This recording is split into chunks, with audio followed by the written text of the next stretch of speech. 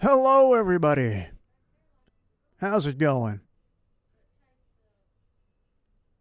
Greetings from Mississippi, where one day it's incredibly hot and the next day it's incredibly cold.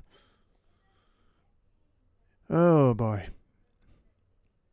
Sometimes you just wish the weather would decide what season it wants to be in.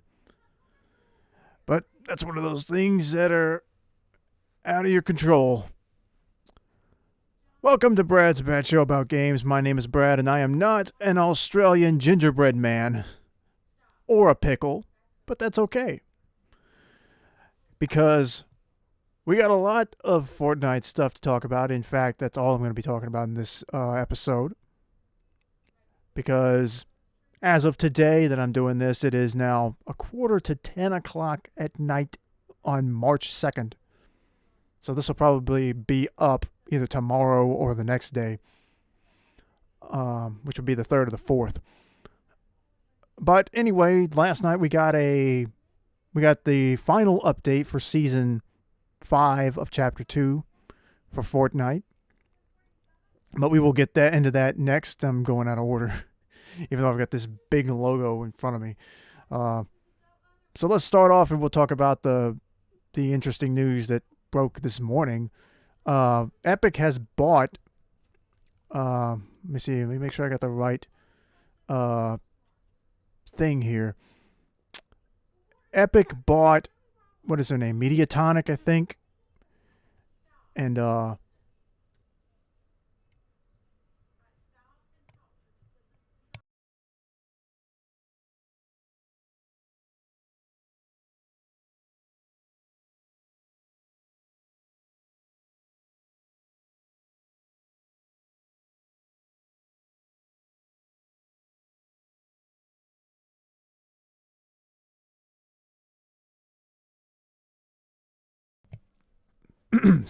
sorry about that. Um, sorry about the quiet for a minute. Anyway, Epic has bought Mediatonic, who or not Mediatonic. They bought Tonic Games Group, which includes Mediatonic, from what I understand. Of course, they Mediatonic is the one that developed Fall Guys, which was a big thing last year. It's a nice little would you say fad? It doesn't seem to be like the appropriate word, but that was a game everybody was playing for a while. It kind of came along. I can't remember if it came along before or after Among Us, but it was the big game for a hot minute. I never played it. I think it's like a $20 game, but I never played it. I know they've had some crossover stuff like Sonic the Hedgehog, and there's supposed to be some Fortnite collab coming too. I think there's going to be, if I remember it right, there's going to be some Fortnite stuff in Fall Guys, and then a little bit of Fall Guys stuff in Fortnite. But I'm not exactly sure what specific things are going to be. But this certainly makes it a little more interesting, I guess. Um, I'm not really sure what else to add to that, although I did see somebody, I was reading around, and I saw somebody say they figure what will happen is Epic will, since Fall Guys was so popular, they probably will try to move to make it free to play. And I would like that.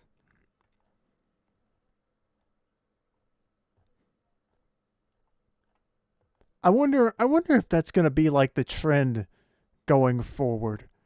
Like at least to in like or there's going to be like a bigger push for games to at their base be free to play, and then if you want the extra stuff then you buy it. I mean, I doubt it because like Nintendo still does so well charging, $60 a game even for games from like 10, 15 years ago. So they don't really have an incentive to change. But maybe the non-Nintendo developers will keep pushing for that. But, I guess that largely depends on the game. and how big its audience is. A game like Fortnite, probably, or any game that gets the attention that like that game does, and Fall Guys and Among Us, probably can afford to be free to play. Although Among Us isn't free to play, it is on mobile. Um, but that would be fun.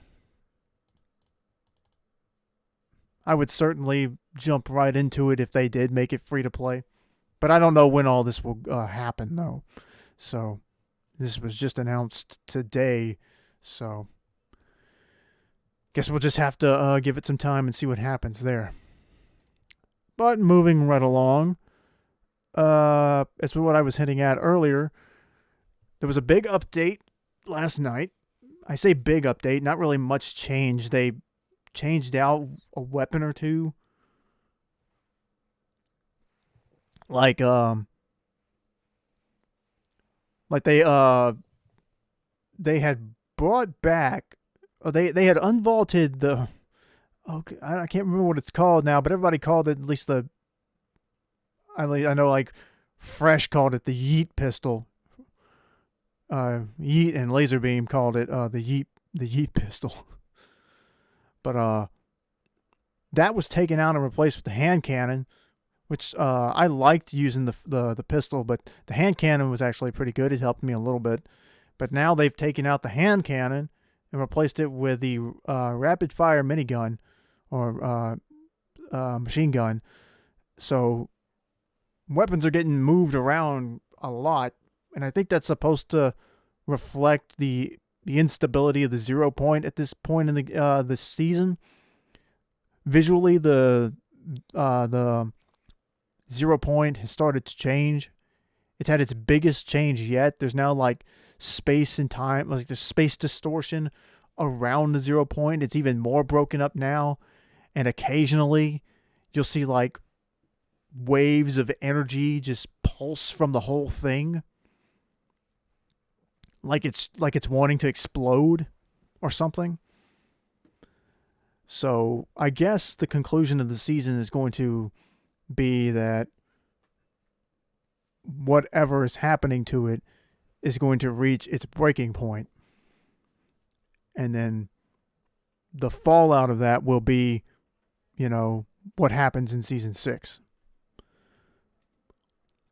Just like how, Galactus came, found it, and the result of Galactus trying to eat the 0 point destabilized it, and so now the map is in the shape it's in now.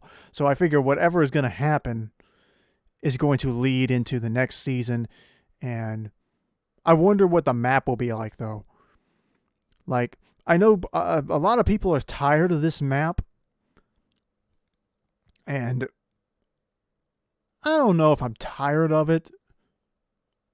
But from what I've heard, because like I said, I only got in this game about a little bit over a year ago, there were a lot more changes in the first chapter, to my understanding, that kept the map fresh so that, people didn't get tired of it for so long. But from what I understand, people who've been around longer than I have, is that this map doesn't change as much as the old one, and some people really want a big change. Now, as I jumped into this chapter in Season 2, I think the map has had some pretty good changes. I think the current thing with the weird crystal desert that is taking up a big portion of the map now was a good addition. The sand tunneling is a fun feature. It's been buggy at times, and they've had to disable it, but I really like that feature. I wonder if it's going to stick around or not.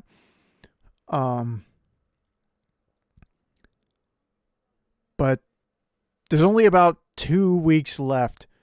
I think the final date for this season is set for the 16th. Either the 16th or the 15th. I think it's the 16th. So we're almost at the end. And I want to know, the story of this season is John Jones trying to keep people that are in the loop from getting out.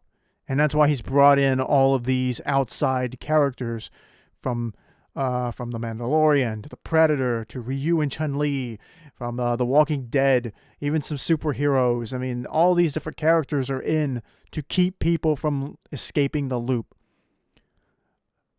But then there's also like the question of who else is involved in this storyline. We know that, Bunker Jonesy has been dropping hints about things. He's Bunker Jonesy, because there's like a bunch of different versions of Jonesy out there.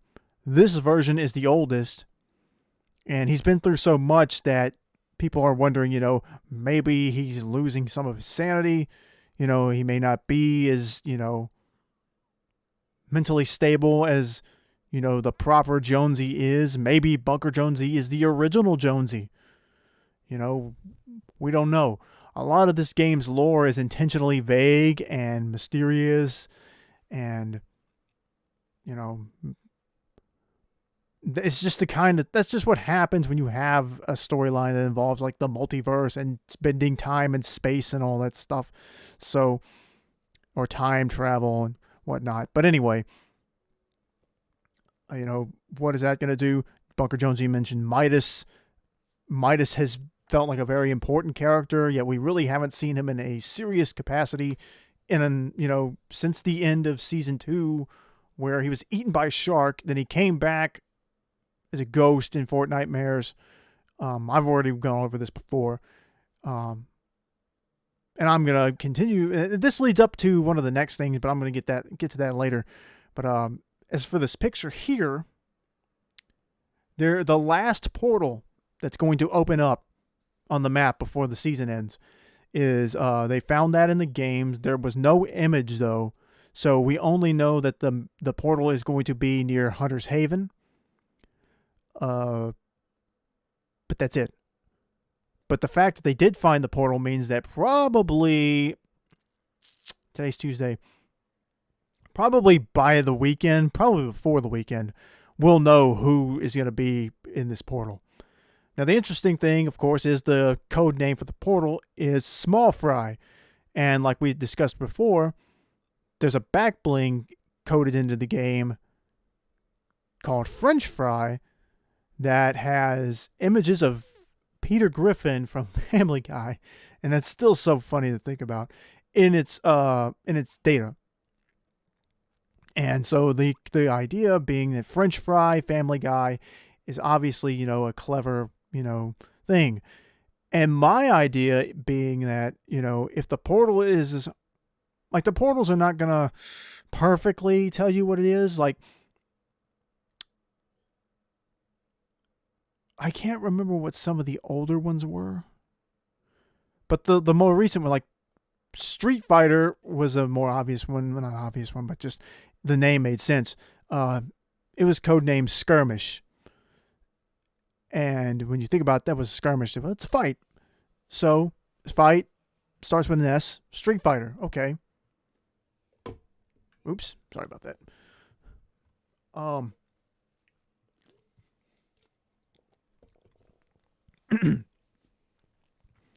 And the alien one was called Kepler. And I don't remember what the exact one was, but I think that has to do with like an astrologist or something to do with that. Let me.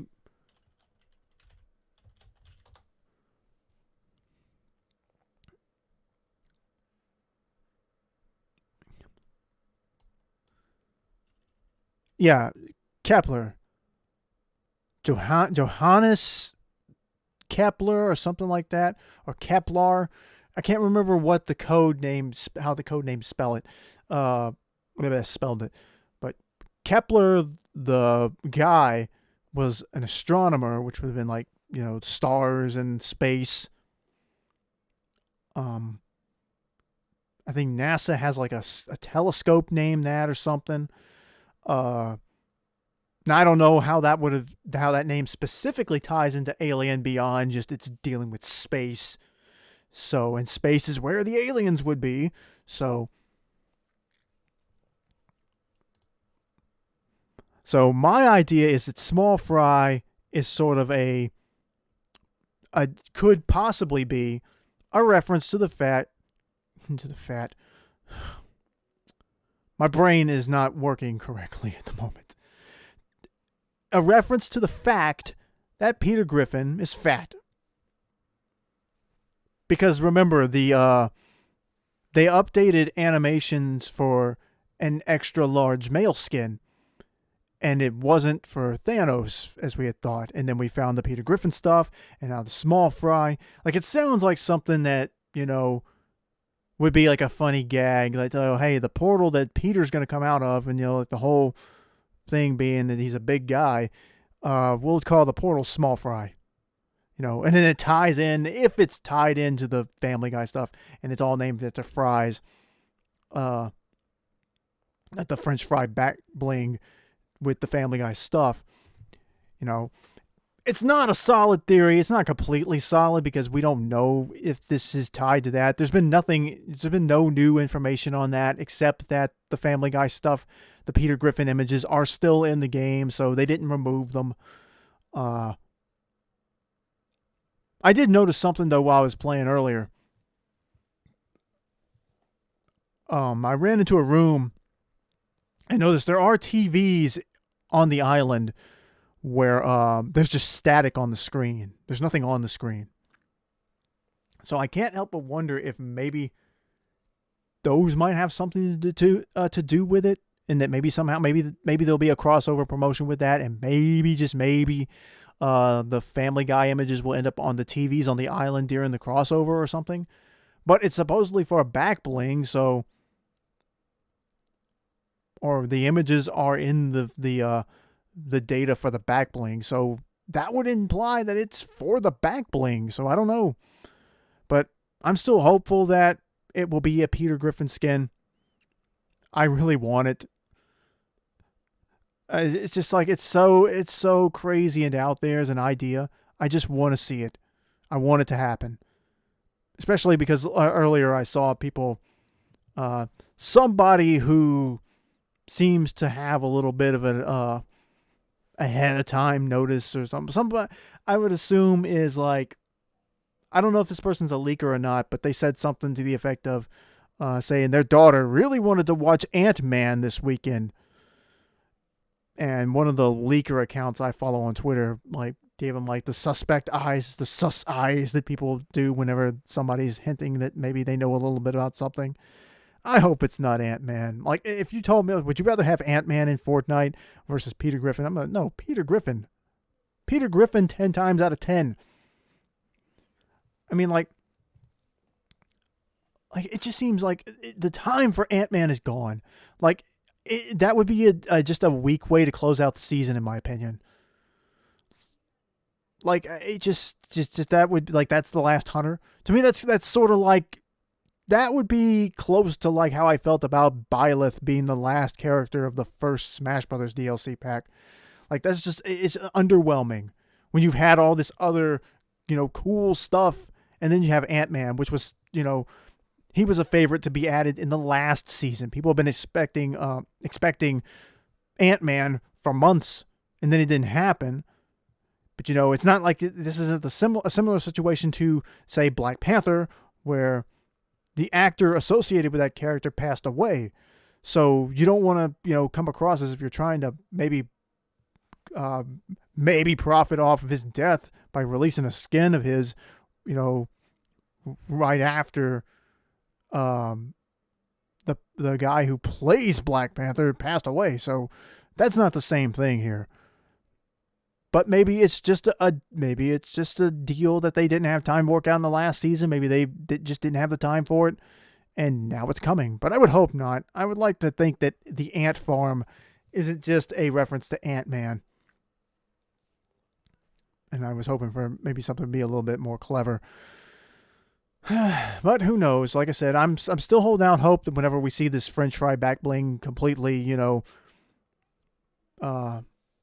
decrypted, and we can see what it looks like and see what those images are for, that's what I want to see. Maybe it will just end up and be, maybe it'll be a letdown. Maybe it was just for testing purposes, or maybe it was just to troll people. Who knows? But I would certainly like to see Peter in the game, and I said that last time. But what we do know is going to be in the game, or some characters we do know are going to be in the game, or some new original characters. And actually, this is some of the first times I've been really excited about some of these skins. May not get them this time around, but at least they'll probably come back at some point. But the first one is the Cypress skin.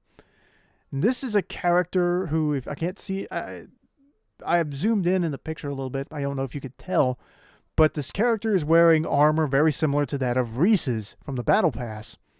And that's something I've really liked that they're doing, and I've noticed they've done, is that some of the skins in the Battle Passes have store skins that, add to their backstories.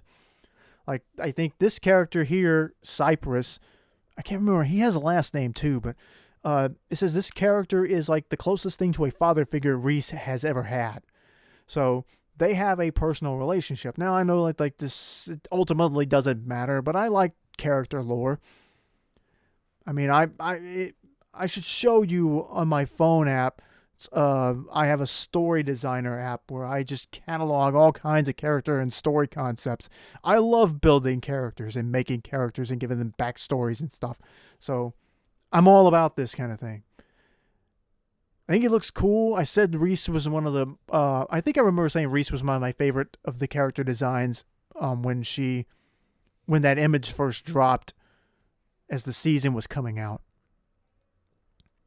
And she still is a really cool skin. At some point, once we get right towards the end of the season, I'll do a review of it. And I'll talk about like who are my favorite skins in that season. And... or at least in the Battle Pass. Because I don't buy all of the skins that come out, so it would be unfair to rate the ones that I did buy against the ones that I wanted to buy but just didn't at the time or something. So at least if I have the Battle Pass, all the characters are there, I'll at least rate the Battle Pass. But yeah, this is a cool character. The next one is actually going to be like the starter pack, people are saying, for like the next season. And this is Centurion. I couldn't find a better picture of him. It's just a close-up of his face. But it looks really cool. He's got the camouflage sort of, on his face, the white hair spikes. He's got his, armor on.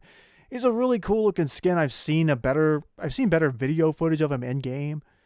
And luckily enough, the starter packs are fairly cheap. They're only like $4, and you get some V-Bucks if you buy them. I haven't bought any of those that have been out since I started playing, even though some of them did look kind of cool.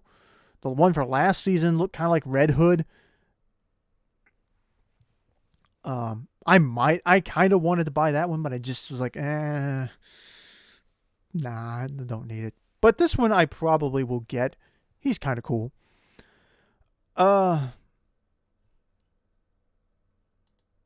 And, of course, the big story in terms of the new skins we found out about, or one of the big stories, we're finally getting female Midas. We're finally going to get her. And some extra stuff, too. Marigold is her name. I can't remember if this was actually the name that people were going with. I think it was. Yeah. Now that it's coming back to me. Yeah, this was the name that people were calling her before. And, she has a similar function to Midas.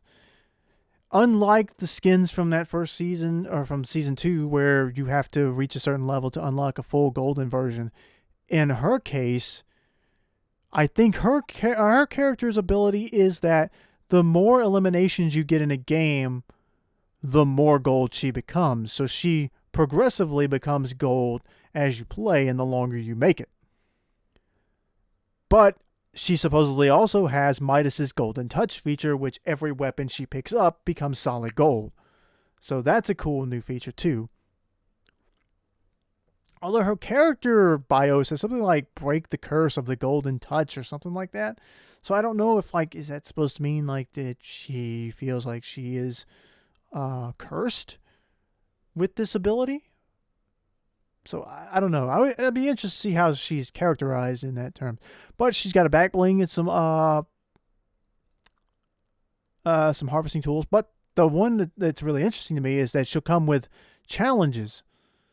Challenges that will give you V-Bucks. So the first challenge, of course, give you 100 V-Bucks, and the second was 200 and 300, 400, and 500 at the last one. So it's a grand total of 1,500 V-Bucks when you buy this. There'll be some kind of set for that. And I really like that. This is the first time I think that I've seen a skin pack come out, at least since I played, where you can earn V-Bucks through extra missions.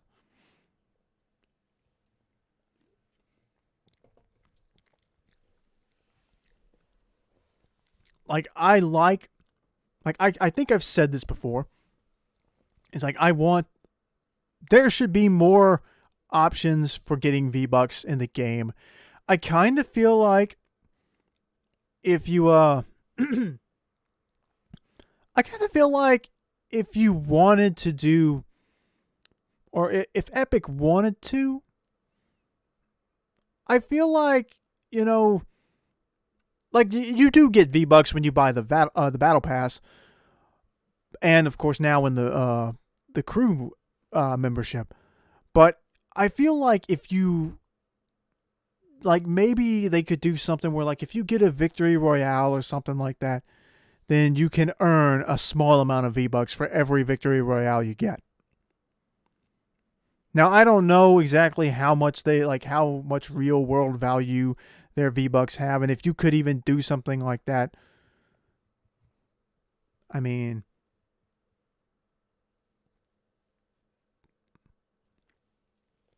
and I'm not sitting here saying, it would have to be like, oh, you get 1,000 V-Bucks for every victory royale. No, I'm not thinking like maybe 100. Like, that seems like a very small amount, but it's enough that, like, hey, if you get good at the game and you win, you get a reward for it besides just winning. But that might be too unrealistic, and I'd have to know exactly how they calculate the worth of their V-Bucks. But at least this is something. Now we just gotta wait and find out how much this pack will cost. Like, the 3 skin packs that I've seen, like, in the past usually go from about $25 to $30. So this is a 1 skin pack with 1,500 V-Bucks in it. I'm going to assume maybe $15. Maybe. I don't think it could be more than that. $15 for 1 skin, 1 back bling, 1 pickaxe, and then the $1,500 V-Bucks, which again are challenges. You have to complete the challenges to get them, so you're not just getting 1,500 V-Bucks. You got to do the challenges. So I think that, maybe they could go for 20. I would say 15 though. I'm gonna say 15, maybe 20. I'm leaning to 15, but yeah. Well, I'm curious as to if she'll come with any interesting extra lore. Is she gonna be an important character? I mean, Bunker Jonesy did hint that there were possibly different versions of Midas, just like there are of Jonesy and some of the other characters. So I guess we'll find out soon.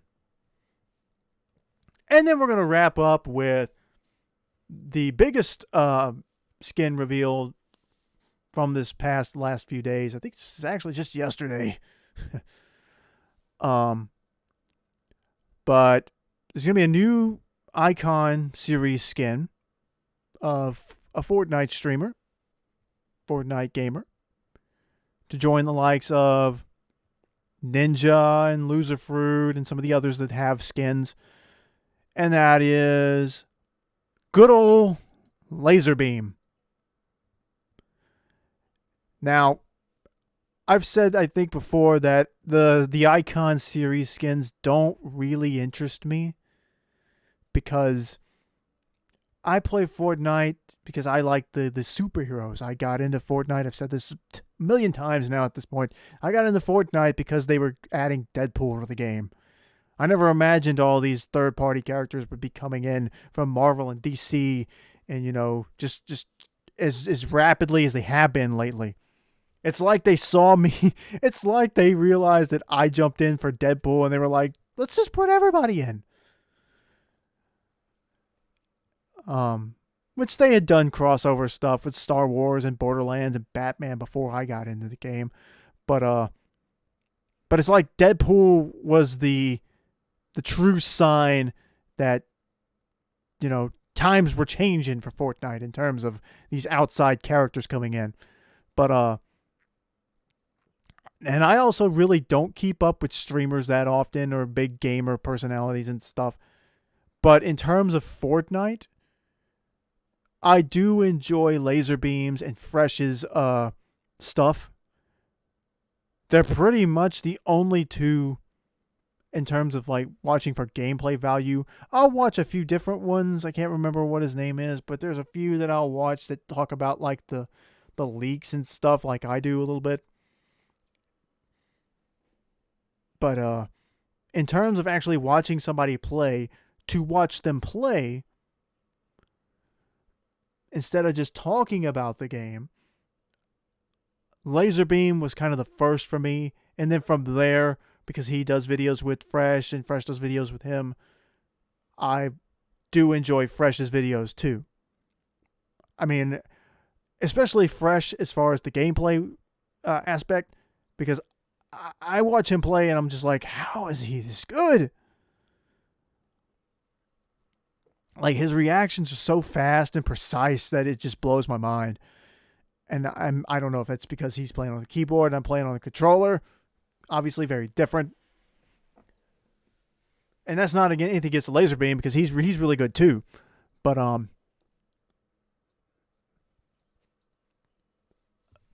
yeah, this is pretty exciting. Like I'm probably not gonna pick up these two skins, or say the Laserbeam skin, but which is funny. It even has his code laser tattoo that he's got on his forearm. The skin has the code laser tattoo. I'm probably not gonna get them because again, I'm more interested in the characters. And no offense to these guys, they're not characters; they're people. And I've said this like about the Lachlan skin or Ninja, but if I was to get one, I'd probably get this one because these are the two guys that I watch to enjoy watching somebody else play the game. But one of the things I did appreciate this about it though was that, and the funny thing is, people thought he may have been trolling, but then Epic started pumping it up, and everyone was like, "Oh, maybe he's not trolling after all," because Epic's telling everybody to make sure they tune in. But Laserbeam noted that a lot of the Icon series skins for other gamers, they're kind of exaggerated. They kind of give them like special graphics or whatever. And he said he didn't want to do that. He said he wanted to make his skin a reminder of where he came from, where he started. He said he started as a construction worker, and he wanted to use that as a remember where you came from sort of thing, because he said the game has done so much for him, and he's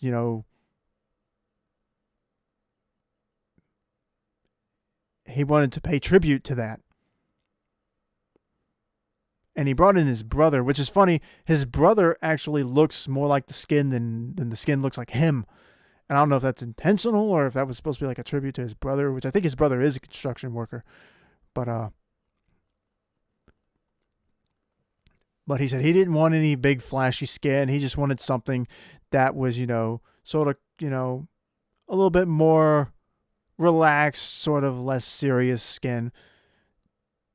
And he said this is going to be the most Australian thing of all time, which is especially with the emote, which is called like snack. And there's something very Australian apparently about his emote and the snack that he's having. It's like a meat pie or something. I can't remember exactly what it is, but the emote for him is called lunchtime, and it has him sitting like on a big like cooler and just eating a snack.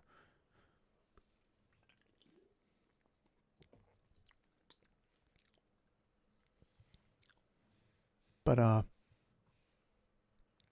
yeah, I like it's like I said for the others. Did I cover the Grev or whatever, however his name is, Greg F or whatever his name is, that had his skin. I can't remember if I covered that one or not because I just remember seeing it. And I was like, and like I was kind of didn't really get the idea of him not having a shirt on. Somebody said it was actually inspired by Dragon Ball, which kind of makes sense for the three glowing orbs. I think there's part of his back bling, so that kind of makes sense afterwards. Looking at it, and yeah, I can see where you may have gotten some Dragon Ball from that, or put some Dragon Ball into that.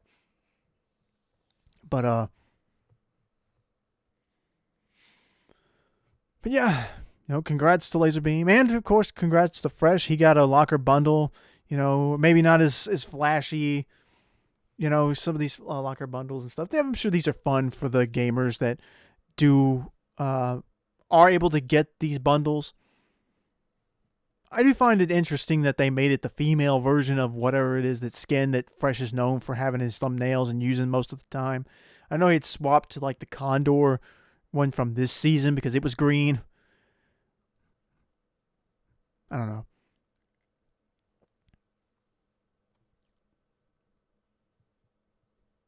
That isn't interesting. I wonder why they. I wonder what decision went into there because I think Fresh said he's going to start using this one too. He was going to I retire probably isn't the right word, but he was gonna start using this skin, the one that's in his bundle, after it drops, which is supposed to drop tonight, and it did. He's gonna move from that one to this one, I guess, to show support for his own bundle.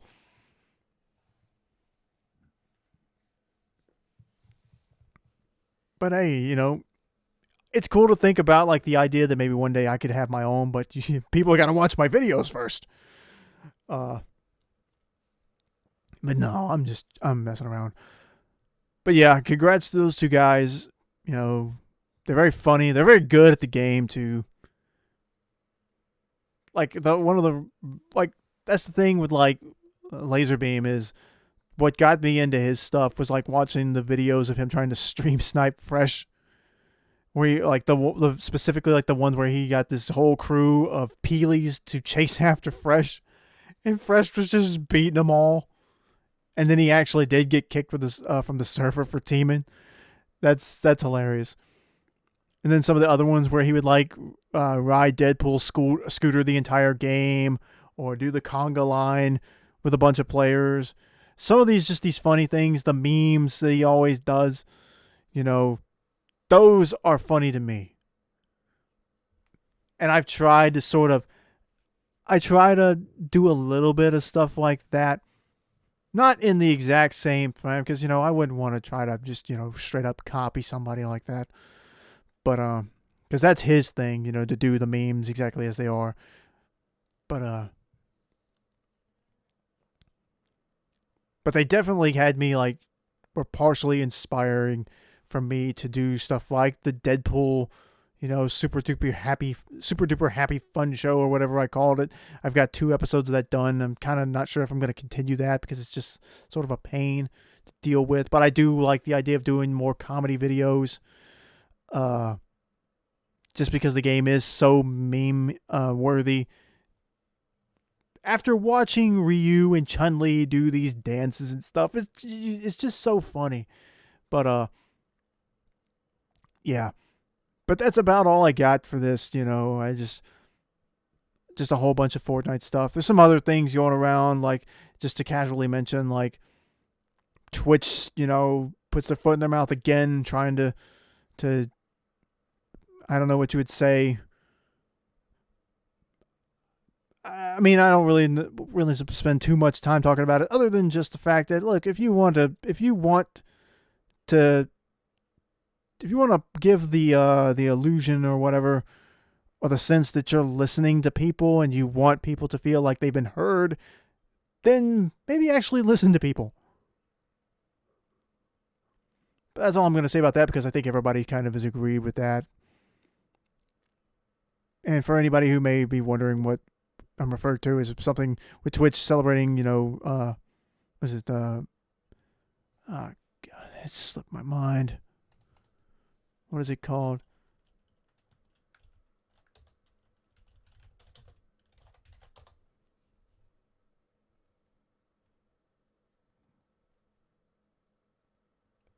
Okay, it's Women's History Month. Okay, there. See, now I feel like an idiot because it's just brain completely crapped out.